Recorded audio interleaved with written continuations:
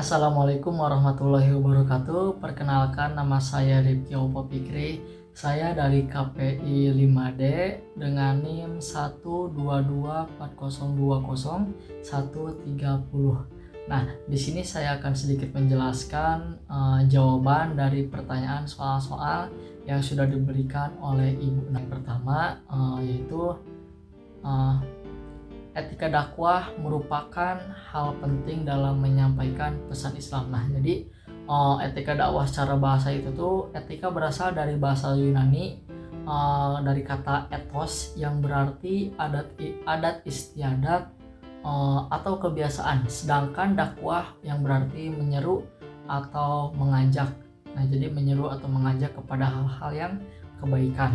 Jadi etika dakwah secara bahasa dapat diartikan sebagai adat istiadat atau kebiasaan dalam menyeru atau mengajak orang kepada kebaikan.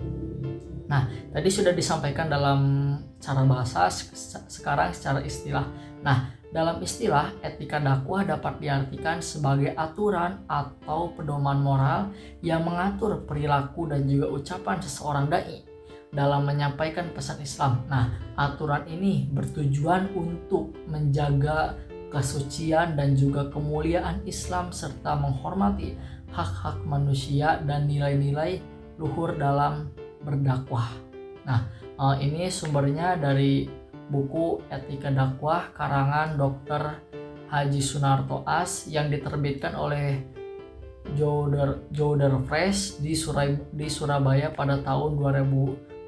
Nah, ruang lingkup etika dakwah yang pertama itu tergantung pada objek nilai atau terlepas dari kecenderungan agama, kesenian dan juga lain-lain, murni dan juga alamiah yang bersifat objektif. Nah, yang kedua yaitu tergantung pada subjek penilaian yang bersifat objektif dari cara pandang terhadap sesuatu, barang atau perbuatan bisa berbeda-beda. Misalnya, cara pandang agamawan berbeda dengan sekularis. Nah, ini Ini sumber ininya, referensinya dari PPT yang pernah dijelaskan oleh Ibu. Nah, ini untuk nomor yang pertama. Untuk jawaban pada soal UTS yang kedua itu, poin yang pertama itu ada landasan teologis etika dakwah yang berarti Al-Quran dan juga hadis.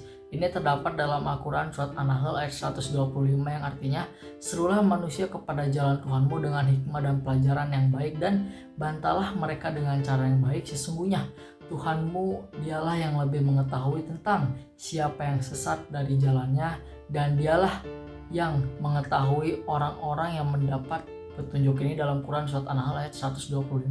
Nah, poin yang kedua yaitu landasan historis etika dakwah.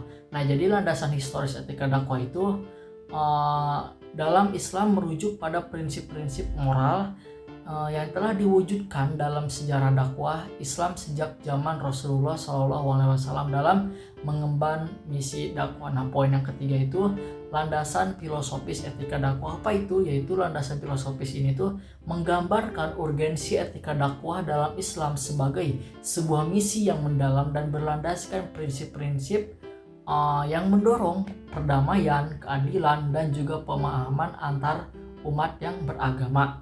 Terus poin yang selanjutnya, landasan sosiologis etika dakwah. Nah, ini tuh ilmu yang mempelajari hidup bersama dalam masyarakat dan menyelidiki ikatan-ikatan antara manusia yang menguasai hidupnya.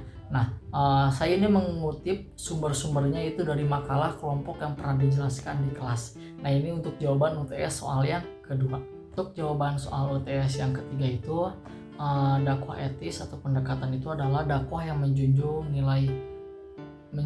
tinggi nilai-nilai etika, dan teori etika dakwah bersumber dari ajaran Islam yaitu Al-Quran dan juga hadis, sirah nabawiyah, perkataan hati nurani, penafsiran dan pemahaman para ulama, kebiasaan positif yang tumbuh dan berkembang di tengah-tengah masyarakat. Nah, ini sumbernya dari PPT yang pernah dijelasin oleh Ibu. Untuk jawaban soal UTS yang keempat, nomor 4 yaitu norma dan jenis-jenis norma uruf atau kebiasaan dan adat, dan jenis-jenis uruf atau kebiasaan. Nah, norma itu adalah aturan-aturan atau kaidah-kaidah yang mengatur perilaku manusia Dalam suatu masyarakat, norma juga berfungsi untuk menjaga ketertiban dan harmonis sosial. Nah, poin selanjutnya itu jenis-jenis norma ada apa saja.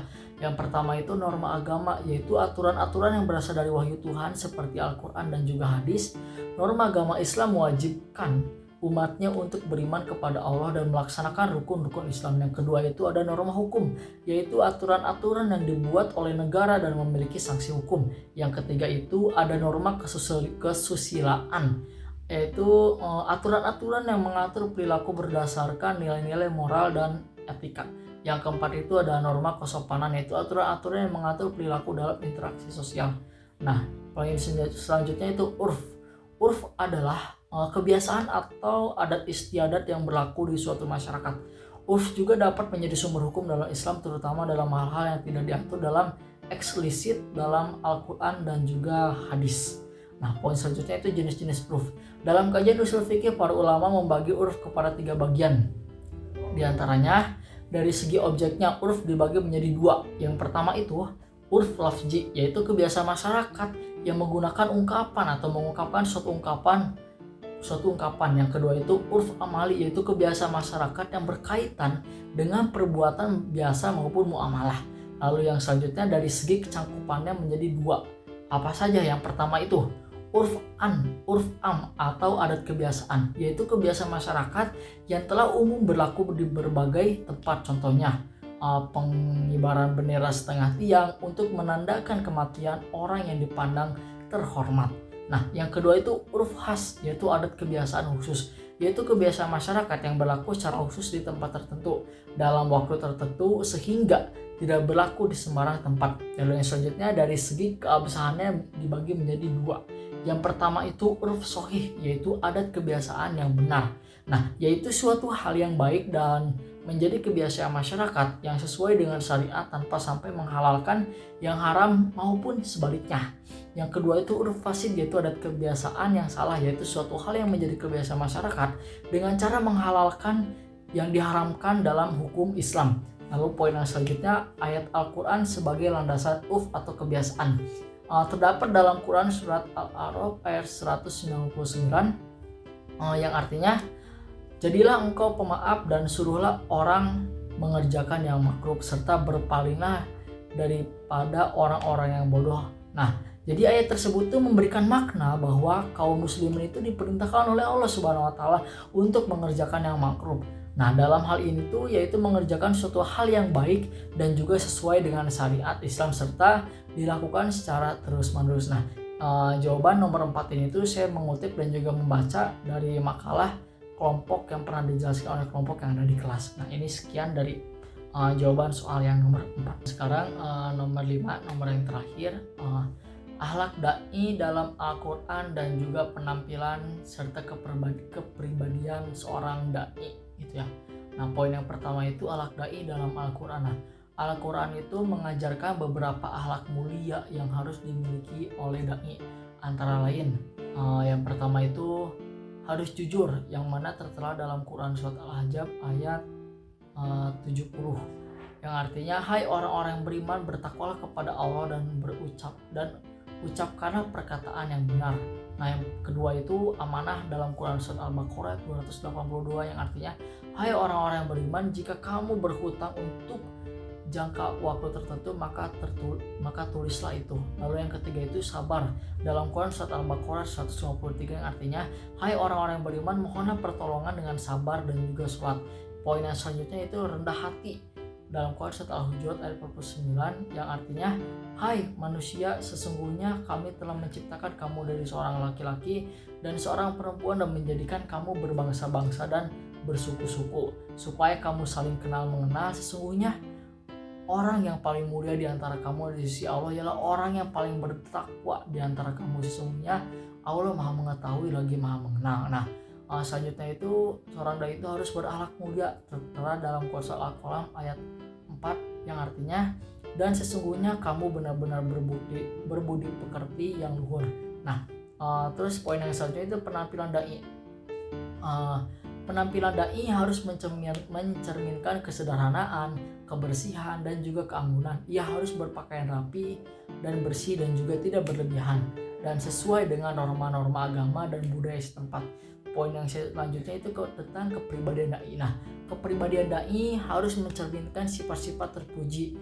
Nah, seperti apakah itu? Yang pertama itu seorang dai itu harus jujur dan juga amanah.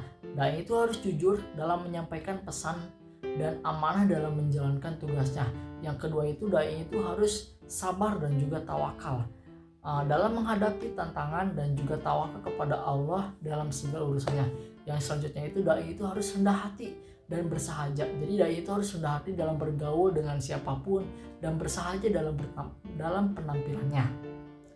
Lalu yang selanjutnya dai itu harus berilmu dan juga berwawasan yang luas. Dai itu harus memiliki ilmu yang luas dan wawasan yang tajam tentang agama dan dunia. Yang selanjutnya dai itu harus peduli dan juga berempati. Jadi dai itu harus peduli terhadap penderitaan orang lain dan berempati terhadap kesulitan yang mereka hadapi. Nah, pada jawaban soal nomor 5 ini saya itu mengutip dan juga membaca dari makalah kelompok yang pernah dijelaskan di kelas. Mungkin sekian saya menjawab pertanyaannya dari nomor 1, 2, 3, 4 dan juga 5. Mungkin sekian yang bisa saya sampaikan. Mohon maaf atas kesalahannya. Ditutup dengan doa Robbana atina fid dunya hasanah wa fil akhirati hasanah wa qina adzabannar. Wassalamualaikum warahmatullahi wabarakatuh.